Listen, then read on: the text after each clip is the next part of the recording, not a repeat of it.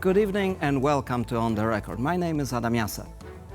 If anyone had doubts that Donald Trump's second term would usher in a major geopolitical disruption, they got a cold shower this week when he threatened to conquer Greenland. Trump's territorial claims, threats to NATO allies, and flip-flopping on Ukraine catch the headlines, diverting attention from a potentially more consequential impact he might have on the global economy. To discuss this topic, I'm joined today by two renowned economists, Erik Nielsen, Chief Economist Advisor, UniCredit, and Magdalena Polan, Head of Emerging Markets Research at London-based PGIM Fixed Income. Good evening and welcome to both of you. Thank you. Thank you, and good evening. Erik, you're Danish, so what was your reaction to Mr. Trump's claim to Greenland, and what does it tell you about his approach to allies, both in terms of geopolitics but also economy? Well, Adam, first of all, you remember in 2019, he suggested that he would buy Greenland. And when Prime Minister Mette Frederiksen, who is still Prime Minister, said that's an absurd idea, he said that was a nasty reply, but she could just have said, we are not interested, and end of story. So we laughed as Danes and thought this is just Donald Trump. Then we heard it again last week, and then suddenly when he answered this question at the press conference on Tuesday, that would you use economic or military pressure to get it, he said, I wouldn't rule this out because it's economic and national security matters for us. And then suddenly it feels serious, right? As you said, now we have a situation where a NATO member, Denmark, and Greenland is part of Denmark and part of NATO explicitly, have been threatened by the biggest member of NATO of possible military intervention. So I think in a nutshell, what it tells us is that the post-Second World War global order that we have lived under for the last 75 years is now definitely over. And that's problematic for Europe particularly. And if I understand correctly, this is going to have economic repercussions as well. Yeah, you would assume so, but you never. He's not president yet, and God could intervene, and things could happen. But he has certainly threatened Denmark with very high or severe tariffs, I think he called it, if we don't hand over Greenland. It's not even buying it anymore, but it's not for sale, right? This is whole absurd. So I don't know if he is thinking about putting tariffs on Lego blocks or other toys shoes or whatever we sell to America, but this is serious. And of course, Denmark is part of the EU where external trade policy is an EU matter. So, right. And as you know, in EU, we also have a mutual defense treaty agreement as part of the treaty, which is why Olaf Scholz of Germany and the French foreign minister and others have come out in support of a European stance. So right. It doesn't look good, right? Right. So, Magdalena, you're an emerging market specialist. And of course, when you analyze economic issues in emerging markets, the political risk is always high on the agenda. With more developed economies, you would expect the political risk to be somewhat reduced. Are we now living in times where mature markets are going to behave almost identical to the emerging markets, where political risk should be considered much more closely by investors, by savers, by everybody? Yes, Adam, that thing has changed a while ago. And both on the political risk side and on the financial risk side, the developed markets now tend to be at least as much as a source of risk as the emerging markets used to be. And the risk tends to spill over now from them. So, yes, the election of Donald Trump for his second term has been a major change in the global political landscape. It added to an already present trend of a geopolitical realignment that started not really with the first term of President Trump, but it's been ongoing. And I think his first term, and then also a bit more active use of the economic statecraft by the Biden administration, that added to that shift. And now this unpredictability, and us asking ourselves every single time, is this just a rhetoric? Is this just a negotiating tool? Or is it really for real? Is going to occupy us a lot, adding to uncertainty and undermining that both the unity of the so-called Western Bloc and just adding to policy uncertainty much more than what we used to get from, say, places like China or Russia or EMs. They'll be watching that much more. And EMs have become quite resilient, quite strong, of course, politically not perfect, but that would be really the thing for us to watch this year.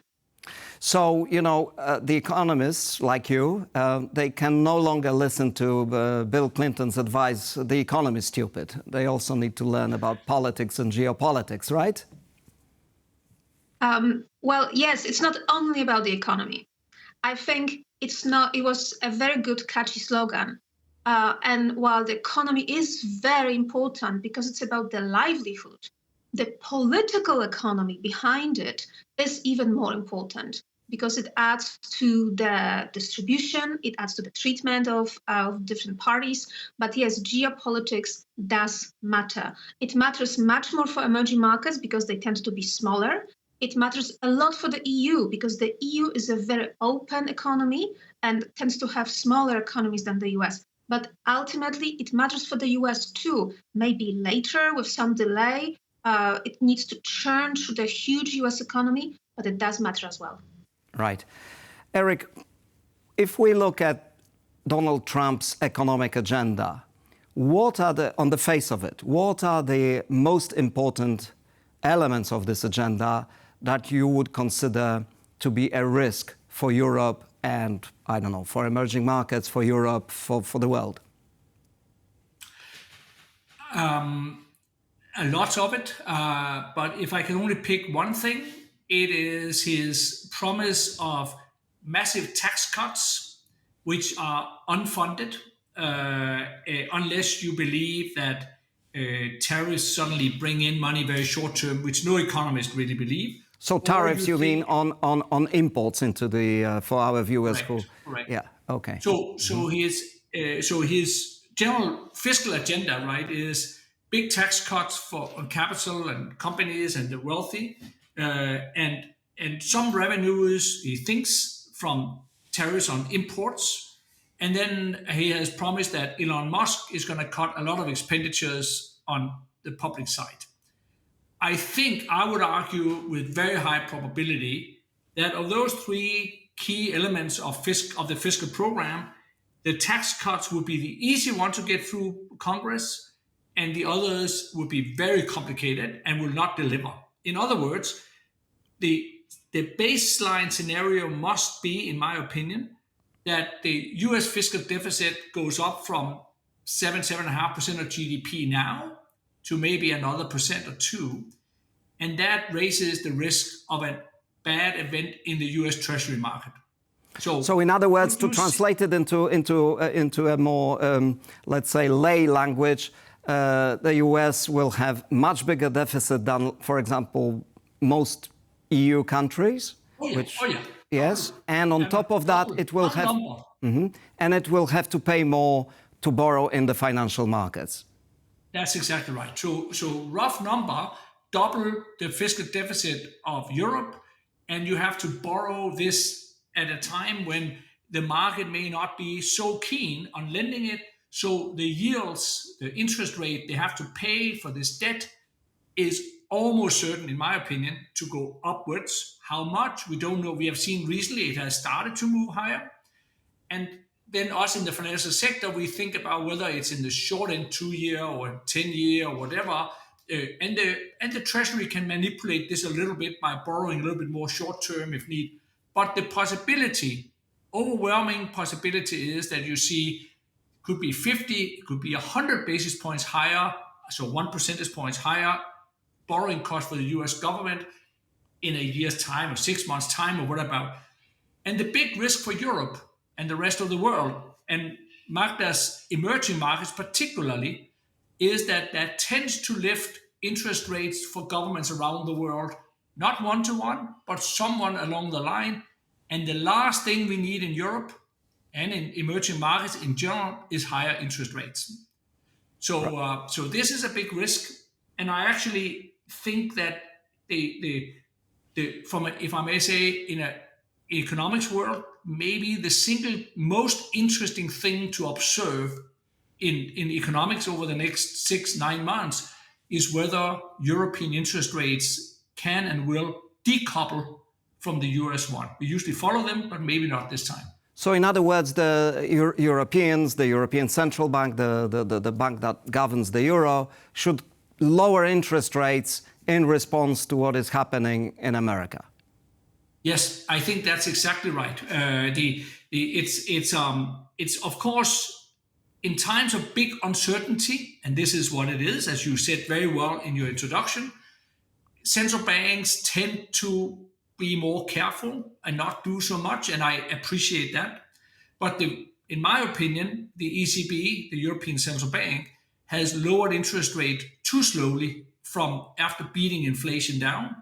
And now with the prospect of what we talked about, and maybe tariffs on European exports, which would further slow the European economy or prevent a proper recovery, Europe needs lower interest rates. Right. Totally sure. Okay. Magdalena, what did catch your eye? His pick for Treasury Secretary, so the finance minister, he's promising 3 times 3. He promises to reduce, despite what we just heard from Erik, he promises to reduce the budget deficit to 3% of GDP. He's promising growth of 3%.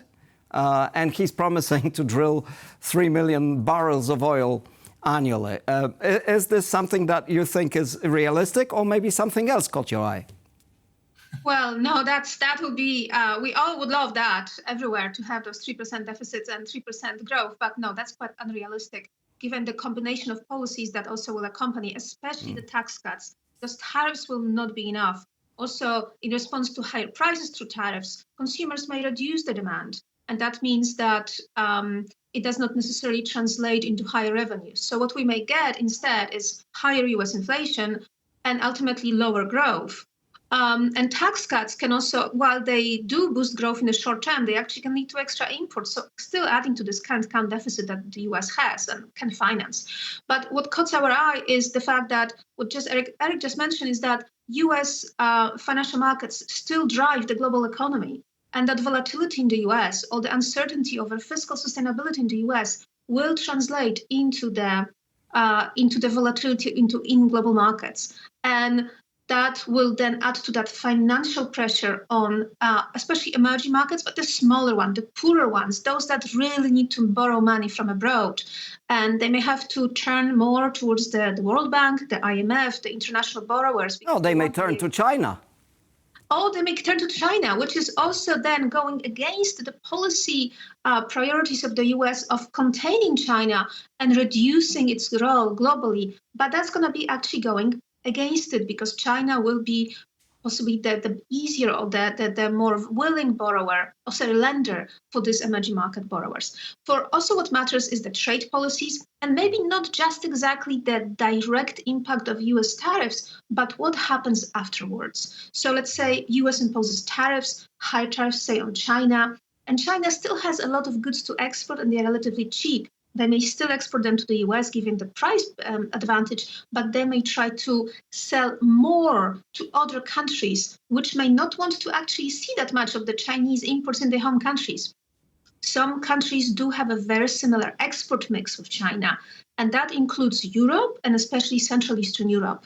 So that second round effect of what China does with its exports and how these countries react to this increased Chinese exports and competition with country that still has barely any inflation and massive capacity, that may really determine the outlook for growth, inflation probably lower, but also the cohesion between countries outside of the US, right? Okay. So they'll be competing against each other. So going back to where we started, is some of this economic policy agenda going to be moderated now? Because we're hearing from Washington that some members of Trump's team do not want to start a proper tariff war and that they want just, something small and not as disruptive. Or is this going to be a tug of war inside this administration? Erik, what's your take? I think there is a tug of war going on already, but I would bet a fair amount of money that he will do tariffs. He has always called him proudly the tariff man, and he has everything he has said, and ever since he came to the public scene or stage was based on the idea of tariffs. Now there is a possibility, of course, that there is a deal to be made, that it's a bargaining tool from his side. Mm-hmm. I'm skeptical because I can't believe that there is any degree of policy that the Chinese or the Europeans would agree to that would make Trump say to his domestic audience, they did everything I wanted, and therefore I don't do the tariffs as I had promised or said I would do. So I just don't see this. I think by far the bigger risk is that he does some, maybe less than he said, and then the Chinese and the Europeans, I think, hopefully, I have to say from my view, we retaliate. You can't lie down and take this. So then you answer back. And the Chinese, I'm pretty sure. Now, the interesting thing for China is that they don't have so many US imports to retaliate on with tariffs on their import from America. So their response could very well be a ban of some of the critical exports they do to the American, including to the defense industry, which would make it very difficult now for Trump to deal with. But I say one more thing, which comes back to what you spoke to Magdalena about a little bit earlier also, about if I'm wrong, that this is all tactics of negotiation and he will end up not doing very much, but we and China will do other things.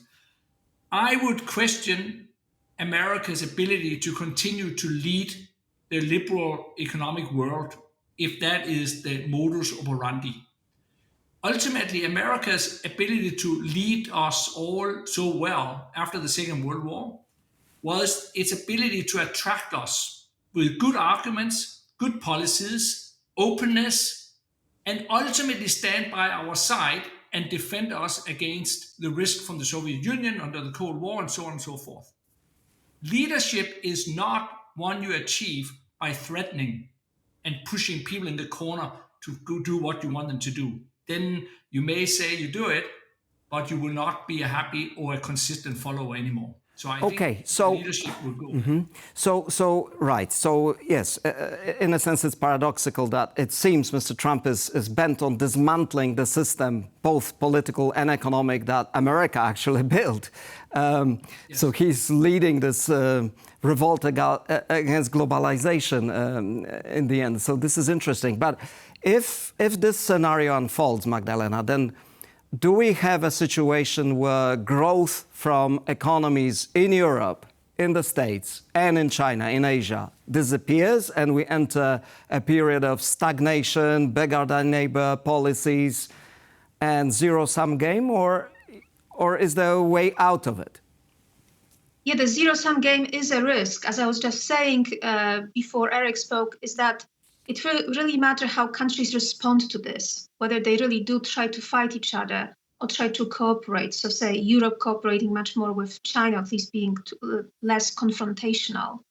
But Europe feels threatened by China in many ways economically. Absolutely. So it's between a rock and a hard place. And it's squeezed. And Europe has a particular risk because Europe needs to find political unity. And with the recent elections going towards the more far-right politicians, and elections always happening within Europe, and having 27 countries or so to discuss, it's difficult to find that political unity to also reform the continent, to push, to realize that the economic might adds to political and geopolitical might, and against competing exactly against a former ally or an unreliable ally, and then competing against China. So that's going to be a very challenging period for Europe.